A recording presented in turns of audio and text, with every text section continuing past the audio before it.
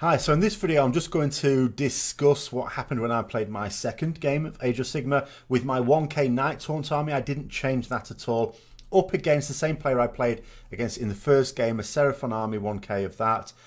They changed this a bit slightly in that last game. If you watch that report, I don't really call it a report really. You'll notice I sort of won that one quite easily. He was a bit sharper, this one a bit more. I mean, that's the thing I keep saying as well. I mean, ultimately, if you want to play anything, well, you're going to need to know your own army. You're going to need to know your opponent's army. Quoting Sun Tzu again, it says, if you know yourself and you know your enemy, you need not fear the result of 100 battles. It says, if you know yourself but not your enemy, then you will, for every victory, you will gain a defeat. And if you don't know either yourself or your enemy, then you will succumb every time. Of course, it's not strictly speaking true, because if your opponent doesn't know themselves or you, then they may as well. So let's look at the deployment straight away. Now, not to worry if you haven't actually seen the previous battle report, because I'll try and keep you up to speed with it. So, what I did here with the deployment is Black Coach, Knight of Shrouds on Ethereal Steed there, Hex Wraith to the right of them, Spirit Host to the left of them. The battle plan for this one was one where there's two objectives. You can see the black objective underneath the Saurus Knights. The other one in my zone is underneath the Black Coach. And it's basically the case is from turn 3, anyone who's captured both of them at the same time wins. So, and with there's only two, you have to sort of be a little bit careful, especially in my case. I am starting to think now in terms of battle plans, what I would do in certain situations, because what I realise is when I design armies, I design them to be quite attacking. And just very briefly, the reason for that, it's worth going into in more detail in another video maybe, is I can develop a strategy for doing that. Whereas if I design an army that's going to do something else, I don't really know what my opponent's army is going to be like. Are they going to be super defensive with lots of artillery and ranged firepower, long range stuff that can even shoot me in my deployment zone? I don't know. Are they going to have a fair amount of shooting, but nonetheless they can't shoot me until I've moved out of my deployment zone or they've advanced themselves? Are they going to come up with an army that's basically going to need to advance, but it's going to advance fairly slowly, largely infantry army? Are they going to have lots of very maneuverable cavalry type units that will go in two directions, try and pincer movement? I don't know. Whereas if I design an army that's just very direct, then I can develop a strategy for that, because it doesn't really matter what my opponent does, I will go to meet them. So what I also did is I deployed my Banshees and Guardian of Souls in the Underworlds as I had before, with the intention of popping up and mugging something. However, what you'll notice here, or you will notice if you saw the last battle report, is I was able to straight away charge into their Slan and then into the Engine of the Gods, taking out both their heroes, and that neither of those heroes did any good at all for them. They flanked them this time. The Slan is well hidden, and even the Engine of the Gods has the Saurus Warriors and the Pterodons to the right of it there, so there is no real sneaking into them. Obviously the way I've got this set up as well is not ideal. It doesn't show you exactly how it was. I've just sort of plonked for my opponent. You know, for my units are there to scale. My opponents are not. I've just plunked the names down there. So he had slightly fewer units this time, so he won the role to start deploying, and he deployed first, which meant he ended his deployment first, and therefore got to choose who went first or second. And actually, it needn't have mattered, because he elected to go first. I would have chosen him to go first as well. I always say I will always want my opponent to go first in the first battle round, unless there's a compelling reason why not. And that can either be, one, because I think I can do a lot of damage if I go first. Well, that's not the case here. Or two, because I think my opponent might do a lot of damage and I want to close that gap as soon as possible. But, you know, that was the case. He went there. So, effectively, again, he didn't really do very much. There's not a lot you can do in his army. In fact, he even lost his shooting. He had some skinks with a little bit of, you know, not long-range shooting before they've gone in favour of, like, more Saurus, really. And he's got Pterodons there, or whatever. I can't remember the specific name of these particular types. So they just moved forward. He cast like a Mystic Shield on something, you know, rolled his Constellation and just basically set it up a little bit like that. So then it was into my first turn. Now, this is where I did something very foolish. So I advanced with my Black Coach, Knight of Shrouds and Hexwraiths. They're just going straight forward. The Spirit Host, I thought better of it. And I thought to myself, I should really guard my objective. Because at the moment, obviously my opponent is waiting for me. He's sitting back waiting for me because he knows I'm going to come to him. And so he has captured his objective. I'm going to have to duff up half his army. More than half, because the number of actual... doesn't matter how many wounds, but the number of models I have is very small. It's very elite army, and several models have got multiple wounds. So basically, yeah, I don't have that many in numbers. So I have to destroy an awful lot of that army to capture that objective. So if he's made a mad grab for that objective down there with his Pterodons, then in turn 3, I lose automatically. So I thought with the Spirit Host, let's just move them back there. They're just going to be out of the fight. They're going to stay there. Against the Pterodons, would they win or not? Who knows? Maybe they would. I think last week they did. Just this week they may not. But obviously all the units that are going forward could easily come back and help out with those if necessary. So I wasn't worried about that, but I just wanted the Spirit Host to be there to contest that. 3 Spirit Hosts against 3 Pterodons. You know, job done. But then I did a silly thing. Now, because I'd put my Guardian of Souls and the Banshees in the Underworld, and I thought to myself, well, I'm going to make use of it. I decided to think, well, if I get there, if I plonk them there and then try and charge the Saurus, if I can get a good charge onto the Saurus and wipe them out, and then straight into the Engine of the Gods next, you know, it'll still work out okay. Now, it was a bit foolish to think that, but it was especially foolish because I completely forgot about the Pterodons. There was actually a bit of terrain there, and I didn't pay attention. So actually, if I was going to attack either flank, it should have been the right-hand flank. But I didn't. So I put them there.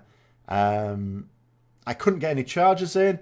You know, even though I rolled for my Black Coach to be able to do the run and charge in the same turn right from the start, the run roll was like 1. So, failure. Failure to do anything. So at the end of the day, so I didn't really get anything done myself. So then it was like battle round 2. My opponent again rolled higher than me, so he got to go first. And he charged my Banshees. Well, basically, he first of all killed my Guardian of Souls. Well, he blasted a huge shot at it from the Engine of the Gods. And that all but left it with 1 wound left. And then the Saurus and Pterodons charged. Saurus killed the Guardian of Souls, and then the Pterodons attacked the Banshees there. The Saurus Knights went in, and they decided to go into my Black Coach. Brave stuff. Very brave stuff. I'm sort of now of the opinion, this is why the next time I play, I may not use my Black Coach, use a different set of units just to try out some different units, because the Black Coach, I'm fairly sure now, is basically the best thing in the Nighthaunt army. I mean, it's the most expensive, so you'd expect so, I suppose. It's not just that it's hard hitting. It's not actually the hardest hitting unit you can have. It's more the fact that it's super difficult to get. Now, all right, there are some units in some armies that could tear it a new arsehole, I suppose. You know, if you've got an artillery with like loads of things with D6 wounds and stuff like that, load of artillery trained on it, or a load of mortal wounds flying around. Yeah, okay. But against like standard stuff, it just bounces off it. It does the odd wound, which I'll heal each turn anyway. But the Saurus Knights ran in there. The Guardian of Souls gone. It was you know, not looking great. Not looking great at all. So then in my turn, I actually charged my Black Coach into the Engine of the Gods. You know, needed to get rid of that. That's a real danger unit. But again, you know, I've got the means to deal with it because he's... I mean, you could argue almost the sacrifice was... Well, it wasn't quite worth it. I didn't really like losing my Guardian of Souls, his wizard. Didn't cast any spells. He did nothing. He achieved nothing. You know, if I'd have left my Guardian of Souls into the normal deployment and just moved him up with everyone else and just had the Banshees go there, he still would have charged them with the Saurus Warriors and the Pterodons, because that particular player got a right hiding from my Banshees the previous week, and he does not like my Banshees. But my Banshees weren't so effective this time. Now, what I also did, you can see maybe, is that I moved my general up there. Because one thing to make the Banshees really effective is he's got a command ability which can increase attacks of any unit within 18 inches by 1. Well, for a Banshee that's got 1 attack each, that doubles their attacks. Basically, for the Banshees, it's everything after the hit roll that is nasty. You know, 3+ to wound, which is fairly standard for a lot of elite units, but 3+ to wound. But then it's -2 rend and D3 wounds. That's quite nasty. The downside is it's 4+ to hit and they only get 1 attack. So it's quite easy to have a bad roll. And indeed, this was what happened. So give them the 2 attacks. But then in the end, I only got 1 wound again, even with the 2 attacks. Like 1 wound that was like D3'd. But still, it was still pretty shocking. But I moved him into range so that the Banshees could then start to make some headway. The Hex Wraiths into the Saurus Knights. The Hex Wraiths, I think, come off as being better. I think my opponent thinks Hex Wraiths are probably better than they really are. That's mostly because I'm all about, with armies, and again, I'm going to do a video on this quite soon, synergy with an army. I want units that are going to synergize well.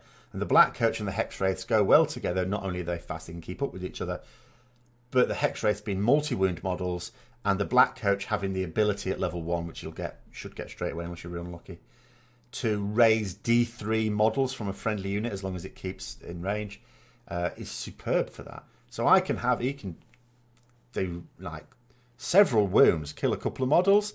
I'll just bring them back. I kept making a really boneheaded decision. This is what I need to add this to my cheat sheet. I was so boneheaded about this. Every time I was removing models because he'd killed my Hex Wraiths, I was just removing them based on their position and where I wanted them removed from. And I kept removing my bloody champion. It's the only special model in the unit, the last model to be removed because he gets an extra attack. I kept taking him off. So I need to watch out for that in future. He doesn't stick out as much as he could. I mean, the model itself looks distinct, I suppose. Maybe I think just the way I've painted it doesn't make it look that distinct. So I have another unit of Hex Wraiths, which at some point I'll get around to painting. Not now, there's no urgency for it now. I don't want a second unit of Hex Wraiths in any army I'm planning. And at the moment, I've got a load of stuff for painting. I've got, you know, my Death Guard kill team, as well as my Nurgle, Age of Sigmar army I want to build up, and then after that it's going to be Stormcast Eternal. So ran into that, sorted all that out, rolling for battle round 3, and in battle round 3 I actually managed to get my Black Coach up to full level, so he's level 5, so he's got all of his abilities now, but my opponent still got to go first, to get rolling to go first every turn. And I was in a bit of trouble. Again, you can't really see here, and I'm sorry I haven't got better pictures. I've not been very stable with them. But the Hex Wraiths were frequently like down to 1 or 2 models, all very, very dodgy. The Black Coach and my General were just about keeping them topped up, but just about. Because both of them can raise up D3 Slay models if they are in range. So the Saurus Warriors came to join in there. My Banshees at this point only had a few models left, like 3 models. After this combat, it was all looking very dicey, and I thought, oh, I'm in trouble here. I am in real trouble. I didn't want to move my General over there to join the fight because, well, one, he may not have made the difference anyway. It's one, all right, you know. That's the thing about Nighthaunt, really. I think some of the units are okay. Nothing stunning. The Black Coach is like the best, but nothing is stunning. Even the Banshees, because they need support to make them better. And the characters aren't amazing. You know, if you think about it, the most expensive character in Nighthaunt army is 240 points. That's a special character. So nothing is amazing, but the army itself works well together, I think. So, yeah, there was no... You know, I wouldn't have thought my Knight of Shrouds would have been able to just sort of go over and cream them. May have done. I'd had to have been lucky. I'd have just got him bogged down and moved him further away from the centre of the field, which is where I was focusing. Because remember, the objective's over there by the Slan. That's where the objective is. Don't forget the objective in a game like this, for goodness sake. So then I had my go. So what I did is I pulled a fast one with my General over where it was over there.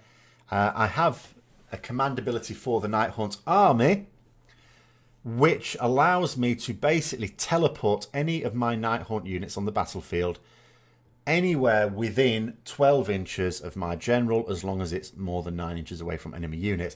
So basically, it's an emergency evacuation. So I looked at the situation, I thought, well, I'm not going to go and help the Banshees. I don't really want them to just... They will just probably die after another round of combat. I'm getting them out of there. So I teleported them over here, then moved in the movement phase my general up there to try and sneak around to where the Slann was, because I really wanted the black... I was trying to get models up near that objective, you know. This is like getting towards turn 4. Turn 4 would be next, and, you know, there it would be. By this time, the Saurus Knights were looking very weak, you know, that I was basically polishing them off, but the Saurus Warriors were still quite strong. They get quite a lot of attacks as well. They're not amazing, but because they get like 4 attacks each, there's 2 different melee weapons they can use, and I think something like that. But they've got multiple attacks. Whenever you've got anything with multiple attacks, and they don't have shocking values to get on the rolls, they're likely to do a bit of damage, even though each individual attack may not be amazing. You've got enough models and enough attacks, you're going to do some damage. So, into battle round 4. What my opponent did it again, rolling first. This is where I get a little bit confused, by the way, because I didn't get a very good photographic record. And I may be getting the odd slight detail here, but we're sort of working towards the same basic events.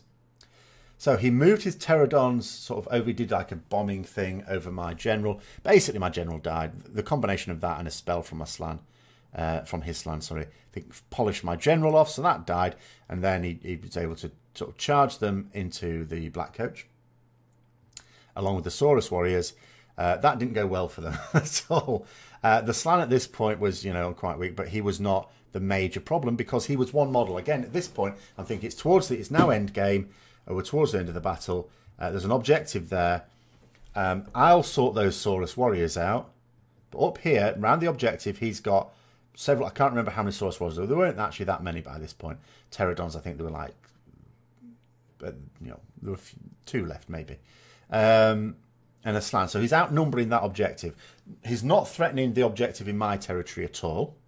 So that's fine. But I want to capture this. And that basically means killing everything there. And then finishing those Saurus Warriors off and moving it all up.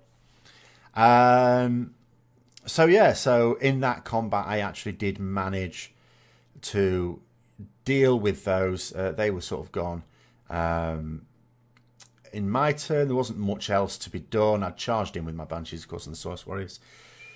And it was just really attritional at this point of just trying to kill off as much as possible. And then, so what we have at this point, I think, going into the final battle round, the Slann, I think, only had 1 wound left, memory serves. There were a few Saurus Warriors left. It was down to about half. Because no one was failing Battle Shock, by the way. You know, both of us have very high leadership. And even though Nighthaunt units reduce the leadership of enemy units close by, they had leadership 10, so it's leadership 9. They weren't losing enough for that to matter to them. You know, you've got to lose at least 4 to even take a Battle Shock test. So generally speaking, that wasn't a huge problem. In fact, I always joke with my Hex race, there's no way they ever need to take a Battle Shock test. Because leadership 10, you know, there's 5 in the unit. You know, you've got to actually kill 5 to make me take a Battle Shock test, at which point the whole army unit's gone anyway. So they never have to take it. You know, that's the thing with the Nighthaunt army. You've got to have at least 6 in the unit, and you'd have to kill 5 of them to even make that last one take a Battle Shock test. But going into the last round, I could have at this point, I looked at the situation and thought to myself, right, well, actually, what I could do is potentially make a retreat move, because there's 1 Slann here. The Saurus Warriors, I think there may have been a couple of Saurus Warriors in range of it. So really what I'd have needed were 3 Banshees to be able to get within 6 inches of this. Obviously, for a retreat move, they'd have had to have stayed 3 inches away from the Slann. I think it was possible. I think I looked at it and thought it was possible. But at this point, I thought I actually managed to roll the first turn. And I thought to myself, do you know what? I'll just finish it all off. The Black Coach, of course, was going to finish it off. I attempted to... because I can retreat, I sort of retreat and charge. I was just basically going to go into the Saurus Warriors and try and finish off the Slann. But then these were enough anyway to finish it off. The bottom line was that it might go that the Slann died, the Saurus Warriors died. I just captured the table anyway. So then I suppose I won in 2 ways. One, I had a model next to the objective and my opponent had none. But then from the other point of view as well, the Slann and the Saurus were all gone. So Again, managed to win. But it was really close. There is one bit I'm sure I've got wrong round about battle turn 4. I can't quite remember what it was. But there was a point where it was really sticky. I was down to one model on my Hex Wraith, and which was just as well, because I managed then to raise several back up with the D3 slain models, because my general wasn't able to do it anymore. I mean, he'd moved out of range anyway, but even, you know, he was dead. So only the black coach was able to do it. That just about kept in range. The Banshees were down to 3. It was all looking very, very iffy. But then on the next turn, I raised some of those up as well, I think. So it was much, much closer. In terms of learning points, what I definitely need to remember to do now is, if my opponent is wise to my Banshees and they do not give me an opening, don't try and force one where there isn't one, because that was just silly. In many ways, I'd be better off just advancing them normally. I just don't like the idea against that engine of the gods. If I sort of go back to the deployment, the engine of the gods is a particularly nasty one, because depending on what it sort of rolls, it can do mortal wounds. You know, just fire off mortal wounds. Not really a fan of that, I have to say. But at the same time, Banshees aren't exactly slow. They've got 8-inch movement. Another reason why I quite like to sort of teleport them in, really, use them as reserves, is because then the Guardian of Souls can go with them to give them +1 wound. He's got a much slower movement. So if they were to just both advance across the battlefield, he would fall behind. Potentially. Obviously, it would depend on run rolls and charge rolls. He might catch up on those, I suppose. But yeah, generally speaking. But if I have to do that, I have to do that. Now, as I was saying, for the next battle, when there is one, I'm not sure when that would be. If I'm up against a different opponent, I think I'll still use this. I think it's an army that works very well. But I think I was up against the same fella again. I'd probably just try something different for the hell of it. And I was thinking of taking out the black coach, because I know what that's capable of now. Putting in some Bladegeist Revenants. I like the idea of Bladegeist Revenants. I still want an army that synergizes. And do you know what? Bladegeist Revenants, Banshee, Spirit Torment, and Guardian of Souls. If I get those 4 in the same place, I reckon that could do some damage. Not as resilient as a black coach, of course. So it could go wrong. It would be one of those situations about... I wouldn't call it a glass cannon as such, because there's still a fair number of wounds in there. And as long as I don't, you know, get the Guardian of Souls head shot off this time, he has got a spell that can raise some up, assuming I get it off, of course. So it wouldn't necessarily be a disaster. And of course, the general still has the ability to raise D3 wounds. I'd lose that capacity in the black coach. But I was also then not going to take the Hex Wraiths. If I don't take the black coach, as far as I'm concerned, I'm not going to take the Hex Wraiths. Because the Hex Wraiths on their own, I don't think are that effective.